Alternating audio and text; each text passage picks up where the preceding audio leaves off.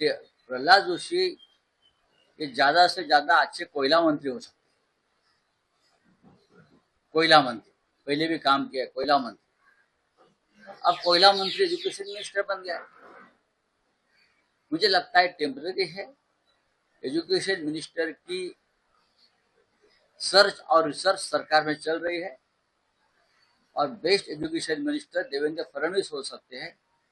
ये उसके ऊपर मोदी जी ने मन बना लिया है, हमारी जानकारी है। One of the best education minister जो आरएसएस के विचारधारा के हैं, जो पढ़े लिखे हैं, जिसे एक राज्य संभालने का अनुभव है। लेकिन दिक्कत ये है देवेंद्र जी की कि उनके बाद मुख्यमंत्री कौन बनेगा, उस प्रेशर में वो है। लेकिन मोदी जी ने मन बना लिया है कि इस देश का एक अच्छा शिक्षा मंत्री, एजुकेशन मिनिस्टर देवेंद्र फडणवीस ही बन सकते हैं। ये लगभग दिल्ली की अंदर की बात है, अंदर की खबर है। चलो, थैंक यू। महाराष्ट्र में क्या होगा? राऊत साहेब, केंद्रीय शिक्षण मंत्री धर्मेंद्र प्रधान यांच्या मंत्रिपदाचा काल राजीनामा होतो। देशभरात आनंद सुरू झालाय, विशेषतः युवा वर्गात। आणि आज छत्रपती शिवाजी पार्क मैदानातही आपल्याला तो पाहायला मिळतोय।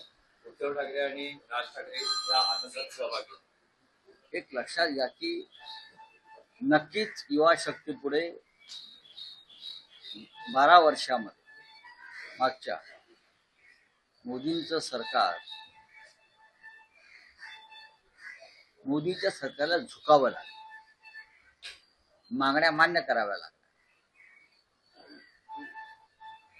खरं म्हणजे सरकारनं कायम जनतेसमोर विनम्रता भाव ठेवायला पाहिजे।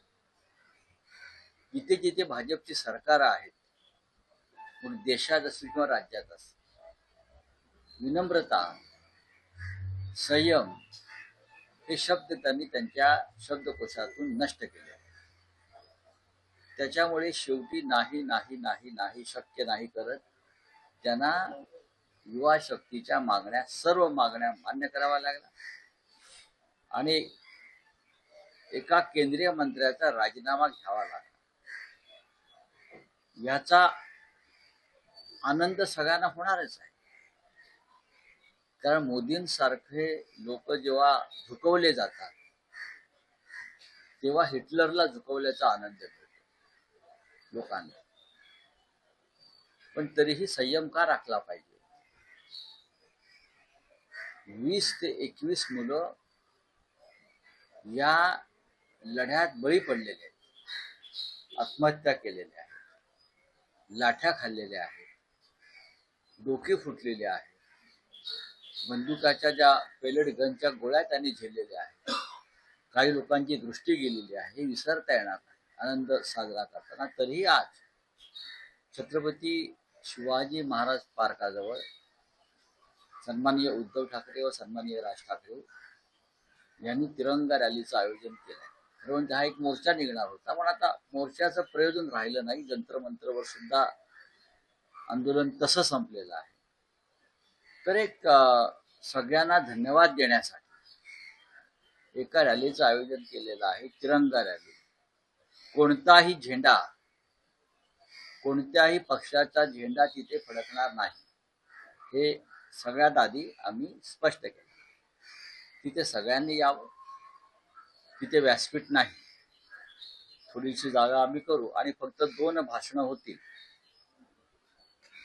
शिवसेना पक्षप्रमुख उद्धव ठाकरे आणि महाराष्ट्र नवनिर्माण सेनेचे प्रमुख राज ठाकरे, ही फक्त 2 भाषणं तिकडे होतील।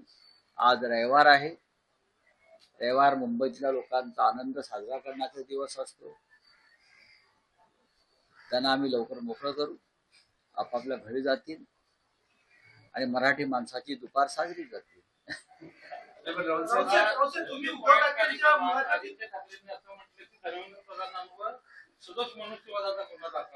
आदित्य ठाकरे जे बोलले आहेत ते, त्यांची भूमिका अत्यंत योग्य आहे। त्यांच्या हलगर्जीपणामुळे, त्यांच्या बेफिकिरीपणामुळे पेपर फुटले आणि 20 जणांवरती आत्महत्या करण्याची वेळ आली। जेव्हा एका आत्महत्येस कोणी जबाबदार असतो किंवा त्याच्यावरील सदोष मनुष्य वधाचा गुन्हा दाखल होतो. त्याच्यामुळे देशाच्या पंतप्रधानांपासून ते या शिक्षण मंत्र्यापर्यंत सगळ्यांवर सदोष मनुष्यवधाचा गुन्हा दाखल व्हायला काहीच हरकत नाही, जरी कायद्याचं राज्य असेल तर. आता नवीन शिक्षण मंत्री आलेले आहेत, तो म्हणजे कालचा गोंधळ बरा होता अशी म्हणण्याची वेळ आहे. त्यांना विचारा नीट म्हणजे काय. रावसाहेब, काल तुम्ही उद्धव ठाकरेंची मुलाखत घेतली आहे, त्यामध्ये प्रश्न विचारलेला आहे की सरकारला झुकवण्यात अभिजित तिटकेंना यश मिळाले, मात्र आतापर्यंत 12 वर्षात कोणत्याही विरोधी पक्षाला हे यश मिळाले नाही, अपयशी झाले. या अपयशाची कारण काय आहे? कारण उद्धव ठाकरेंनी देखील मान्य केलं की नक्कीच अपयश पण आता असं आहे कारण कोणकोणती आहे? असं आहे की तो प्रश्न मी स्वतः माननीय उद्धव ठाकरे यांना विचारला, उत्तर हवंय म्हणून. त्याच्यामुळे त्याने जे उत्तर दिलंय तेच उत्तर समजा. नाही राऊतसाहेब, संपूर्ण लोकांना एक नवीन चेहरा हवा होता. तरुणांची भाषा, तरुणांचे विचार हे या पिढीपेक्षा वेगळे आहेत. हे आपण तिथे ज्या काय तरुणांनी जी काय क्रिएटिव्हिटी केली ती पाहिली असेल आपण. म्हणजे शेवटी भारतीय जनता पक्षाच्या IT सेलला सुद्धा टाळं लावावं लागलं त्यांच्या पुढे. ही नवीन युवा पिढी आहे. राऊतसाहेब, संपूर्ण महिनाभर यशस्वी आंदोलन चाललं. या आंदोलनातून देशानं म्हणजे त्यात राजकारण आलं, समाजकारण आलं, माध्यमं आली, सर्व स्तरांनी बरं. नेमका काय बोध घ्यावा या यशस्वी आंदोलनात? आहे ना सांगतो ना. या यशस्वी आंदोलनाचा एवढाच बोध घ्यावा लागेल. सत्ता आहे, बहुमत आहे म्हणून जास्त माज दाखवू नका. हिटलर सारखे वागाल तर हिटलरच्याच मार्गाने सत्ताधाऱ्यांना जावं लागेल. मुसोलिनी सारखे वागाल तर मुसोलिनीच्याच मार्गाने तुमचा अंत होईल. गदाफी सारखे वागाल तर गदाफी प्रमाणेच तुमचा अंत होईल. तिकडली जनता करेल. हा या आंदोलनाचा सगळ्यात मोठा बोध आहे.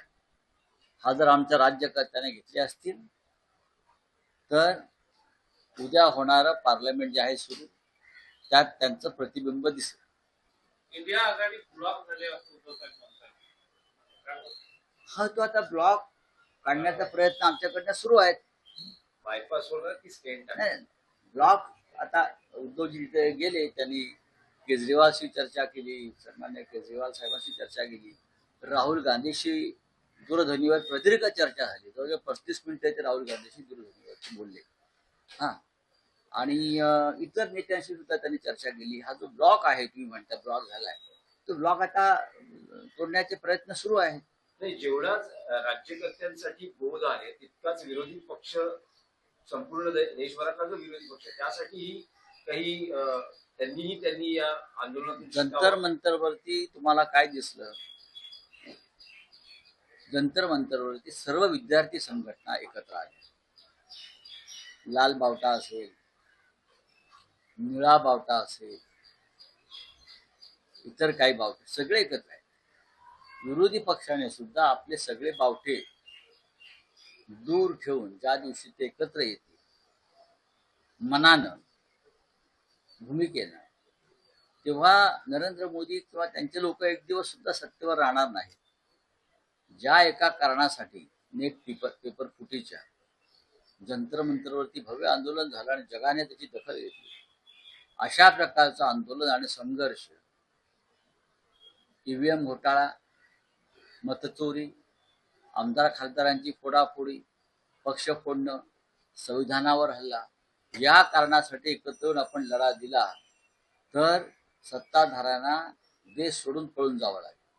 राऊतसाहेब, काल शरद पवारांची एक प्रतिक्रिया आली आहे. त्यांचं असं म्हणणं की मी जेव्हा पंतप्रधानांना भेटलो त्यावेळेस त्यांना मी हे सांगितलं की एकतर तुम्हाला मंत्र्यांचा राजीनामा घ्यावा लागेल किंवा तुम्हाला आंदोलकांशी चर्चा करावी लागेल. मग चांगली गोष्ट आहे. शरद पवार हे अत्यंत अनुभवी आहेत आणि सध्या देशाच्या राजकारणातले ते पुराण पुरुष आहेत, सगळ्यात ज्येष्ठ.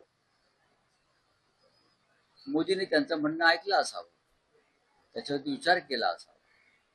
पण तरी जो धक्का द्यायचा होता तो जंतर मंतरवरूनच देण्यात आलेला आहे. राजीनामा देताना हा हो, आता बुवा शक्ती म्हणजे आपण बघतोय, दिल्लीत एक बुवा बसलाय, महाराष्ट्रात एक बुवा बसलाय, ठाण्यामधला स्वतःला बुवाच समजतो. ही बुवाबाजी सुरू आहे आणि या सगळ्यांचा गुरु कोणता? अशोक खरात.